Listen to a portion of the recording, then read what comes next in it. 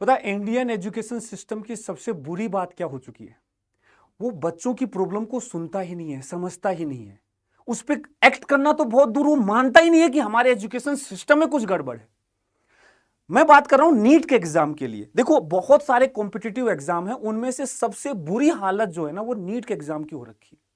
बच्चों को परेशान, मतलब इतना परेशान। मैं आप सोच के देखो एक बच्चे पे क्या बीतती होगी। मैं जब बच्चा पूरे साल भर पढ़ने के बाद मुझे फोन करके ऐसे बोल रहा है कि सर मेरा सपना था ये, लेकिन मुझे अब फील हो रहा है कि मैं इस एग्जाम के लिए बना ही नहीं हूं, मैं शायद डॉक्टर बनना डिजर्व ही नहीं करता हूं। और बल्कि स्पष्ट दिख रहा है, क्लियर दिख रहा है, जिस पॉइंट के बेसिस पे मैं बताऊंगा ध्यान से देखना, क्लियर दिख रहा है कि स्टूडेंट से ज्यादा यहां सिस्टम फेलियर हो रहा है, सिस्टम फेल है।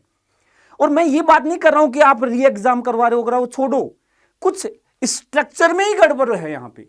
जो नीट का पैटर्न है उसी में गड़बड़ कर रखी है आपने, और उस चीज को जब तक सुधारोगे नहीं। एक बात बताओ, आप नीट का एग्जाम इसलिए लेते हो कि जो बच्चा एमबीबीएस करेगा उस बच्चे का आईक्यू लेवल क्या है, उसका साइंस का नॉलेज कैसा है, ये टेस्ट करते हो ना। मैं कोई बात नहीं कर रहा हूं, मैं कुछ नहीं बोलूंगा आपको टफ बना रहे हो, इजी बना रहे हो, कैसा पेपर बनाओ वो आपकी मर्जी है। वो आप जैसे इवेलुएट करना चाहते हो वो करो, लेकिन कम से कम कुछ कॉमन, कुछ बेसिक चीजें तो ध्यान से समझो इसको। आप पेपर का लेवल में जो भी करते हो ठीक है, आप टफ बना रहे हो, इजी बना रहे हो, जैसा बनाओ बनाओ। एग्जाम बहुत होते हैं, आईआईटी का भी एग्जाम होता है, कभी इतने क्वेश्चंस नहीं उठते। इतने साल से जेईई के एग्जाम हो रहे हैं, कोई क्वेश्चन नहीं उठता उनके ऊपर। नीट में ऐसा क्यों हो रहा है? मतलब क्या दिक्कत क्या है? कुछ ना कुछ तो सिस्टम में गड़बड़ रही होगी ना। हर साल नीट के एग्जाम के बाद सबसे ज्यादा क्वेश्चन उठते हैं उसके ऊपर, जेईई में ऐसा नहीं होता है। आज वही डिफरेंस समझते हैं, क्या हम सही तरीके से इवेल्युएशन कर रहे हैं बच्चे का? मेरे कुछ क्वेश्चन से ध्यान से सुनना। नीट 2026 का जो रीनीट का एग्जाम है, उस पेपर में टोटल 28 पेजेस थे, ठीक है, 28 पेज का पेपर है, 180 क्वेश्चन है। मैं आपसे पूछना चाहता हूं कि चलो एक नॉर्मल, एक एवरेज बच्चे के हिसाब से सोचते हैं, जिसको सोल्व नहीं करना है, पेपर सोल्व नहीं करना है, मैं सोल्व करने की बात ही नहीं कर रहा, मैं नॉलेज छोड़ो उसका, लेकिन किसी को भी वो पेपर पढ़ना तो पड़ेगा जो एग्जाम में बैठा है। जस्ट वो रीड कर रहा है, एक एवरेज स्टूडेंट उस पेपर को रीड कर रहा है, ठीक है। 180 क्वेश्चन है, 28 पेज है, एक पेज में लगभग 5-6 क्वेश्चन होते हैं। क्या लगता है, जैसे ये पेपर है आपके सामने, ये पेपर है, इसके ऊपर ये क्वेश्चंस बने हुए हैं सारे, ऐसे दूसरे पेज पे भी बहुत सारे क्वेश्चंस हैं, तीसरे पेज पे भी ये क्वेश्चंस हैं। इन सारे क्वेश्चंस को रीड करना है, सोल्व नहीं करना, आपको रीड करना है। टोटल लगभग 9-10 हजार वर्ड्स होते हैं इसके अंदर, पेपर के अंदर, पूरे अंदर। एक पेज को रीड करने में मेरी कैलकुलेशन ये कहती है कि लगभग यार 2.5 से 3 मिनट, 3 मिनट तो आराम से लग जाते हैं। रीड करना, उसको समझना कि क्या कह रहा है क्वेश्चन, सोल्व नहीं करना है, कोई कैलकुलेशन नहीं करनी, कोई डायग्राम नहीं बनाना, लेकिन आपको जस्ट समझना है कि क्वेश्चन क्या कह रहा है, बस। सोल्व करना छोड़ो, एक पेज को कम से कम 3 मिनट तो लगाओगे। इस तरीके से आप देखते हैं ना, तो 28 पेज लगभग 1.5 घंटा लग गया भाई। लगभग 1 घंटा 15 मिनट से 1.5 घंटे के बीच में तो जस्ट रीड करने में, समझने में जा रहा है। फिर बात आती है ओएमआर भरना है। चलो 180 क्वेश्चन की ओएमआर भरते हैं भाई। क्या लगता है, बच्चा इतना प्रेशर में होता है एग्जाम में, हाथ कांप रहे होते हैं, क्वेश्चन नहीं बन रहे होते, हाथ कांप रहे होते हैं, हड़बड़ाहट होती है। उस मेंटल प्रेशर को लेकर के सोच के देखो, 180 क्वेश्चन आपको ओएमआर फिल करनी है, और आपके दिमाग में यह कि कोई गलत ना हो जाए, कितना टाइम लगेगा? मेरे हिसाब से 10 मिनट तो मैं कम बोल रहा हूं, शायद 15 मिनट से कम में हो ही नहीं सकता ये काम। तो 10 से 15 मिनट इसमें लग गए, लगभग 1.5 घंटा उसमें। क्या चेक कर रहे हो आप? जस्ट उसकी इंग्लिश कितनी अच्छी है ये चेक कर रहे हो, या उसका साइंस का नॉलेज चेक करना है? क्या आपका इवेल्युएशन प्रोसेस सही है? 180 क्वेश्चन 3 घंटे में पूछना, मतलब 180 मिनट में 180 क्वेश्चन करने हैं, पूरा पढ़ना है। और फिर देखो, ठीक है आप पूछ रहे हो, अच्छी बात है, इतने सालों से पूछा जा रहा है, बहुत अच्छी बात है, लेकिन यार आप लेवल देखो फिर उस क्वेश्चंस का। आप जो फिजिक्स पूछ रहे हो, आप जो केमिस्ट्री पूछ रहे हो, उनका लेवल देखो, किस लेवल के क्वेश्चंस आप पूछ रहे हो। लगभग आधा टाइम बच्चे का सिर्फ क्वेश्चन पेपर पढ़ने में चला जा रहा है। इतना बड़ा पेपर आपने पूछ लिया, वो सोल्व करेगा। आप ये कैलकुलेशंस, आप उसकी साइंस नॉलेज देख कहां रहे हो, कहां से देख रहे हो, ये कैसे इवेल्युएट करोगे उस चीज को? और सुनो, चलो ठीक है, मान लो इनके बावजूद भी देखना, ठीक है, इतने सालों से पेपर हो रहा है, 180 क्वेश्चन आ रहे हैं, बच्चा मैनेज कर रहा है, लेकिन फिर आप देखो लेवल में कैसे छेड़खानी करते हो। 2024 में लो बिल्कुल इजी लेवल कर दिया, ठीक है, फिर 2025 में किसी ने बोल दिया अरे यार इजी पेपर है, आगे से आधे से टफ करो। तो टफ का मतलब भाई ये होता है उसको बैलेंस करो। लो उठा के कर दिया टफ, 25 में भयंकर टफ कर दिया, फिर 26 में टफ की बात आई तो लो भयंकर इजी कर दिया, फिर दोबारा से ले। क्या मतलब भाई एग्जाम में लेवल में थोड़ा बहुत फ्लक्चुएशन चलता है, आप तो लेवल को इतना ऊपर नीचे कर रहे हो, आप क्लियर कर दो ना। जैसे एक बात बताओ, जेई पे पता है इतने क्यों नहीं क्वेश्चंस उठते हैं? उनका क्लियर है फंडा, इतने क्वेश्चंस देंगे, अच्छे लेवल के क्वेश्चंस देंगे, एक क्वेश्चन में 3-3 कॉन्सेप्ट चेक करेंगे, आपके कॉन्सेप्ट अच्छे से चेक करने हमें हमें ये नहीं कि आपको बड़ा पेपर पे नहीं, 30% 40% यदि आप करके आ जाते हो जेईई एडवांस में सेलेक्ट हो जाते हो, अच्छी रैंक आती है 40% करके आते हो, तब क्लियर है, कोई कंफ्यूजन नहीं है। क्वेश्चन पढ़ना है, सिलेक्टेड क्वेश्चन अच्छे से कॉन्सेप्ट अप्लाई करने, आंसर निकालना है, दैट्स ऑल, क्लियर है। आप भी क्लियर करो ना कि भाई आप किस तरीके के क्वेश्चंस पूछना चाह रहे हो। 180 क्वेश्चंस पूछ रहे हो तो उस हिसाब से पेपर बनाओ। और दूसरी चीज सुनो, दिक्कत पता है क्या हो रही है?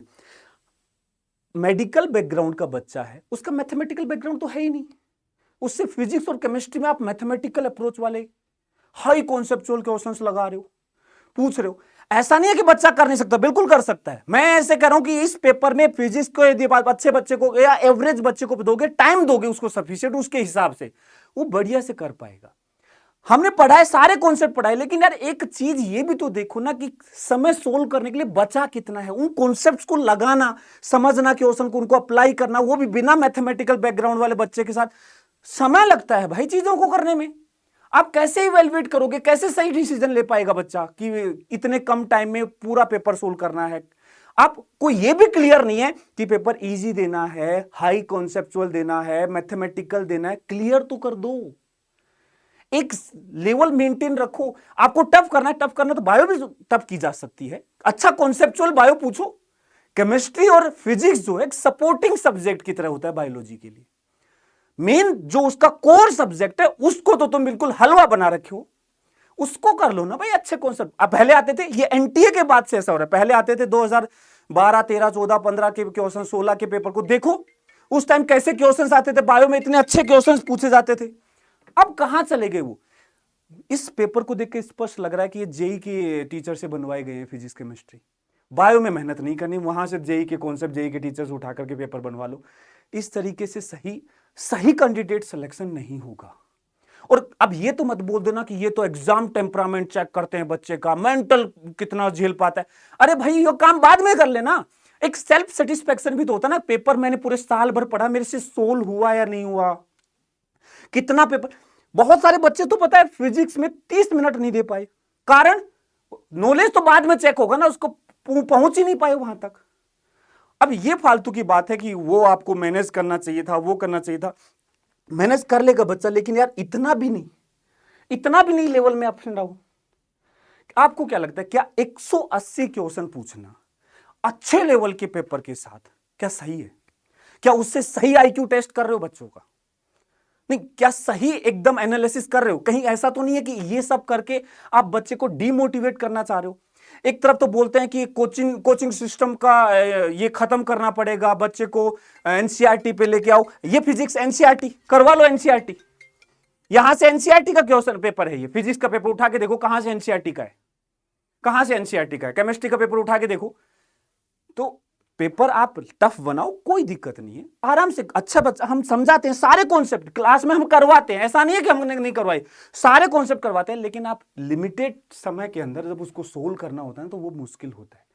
आपको लेवल बढ़िया करना है, नंबर ऑफ क्वेश्चन कम करो ताकि बच्चा उस पर दिमाग लगा पाए, अपना नॉलेज दिखा पाए। आपको ज्यादा क्वेश्चन रखने तो पेपर को सही बैलेंस करो। आपको जो साइंस बैकग्राउंड से बच्चा, उसको बायो अच्छी कॉन्सेप्चुअल पूछो, केमिस्ट्री और फिजिक्स में इतना ज्यादा मैथमेटिकल मत लेके जाओ। तो मेरे हिसाब से मेरा एनटीए से सीधा सीधा ये है कि मुझे जितना लग रहा है ना यहां से इन सब चीजों को देख करके कि एक बच्चे का सही इवैल्यूएशन हो ही नहीं रहा है, ये सही तरीका है ही नहीं।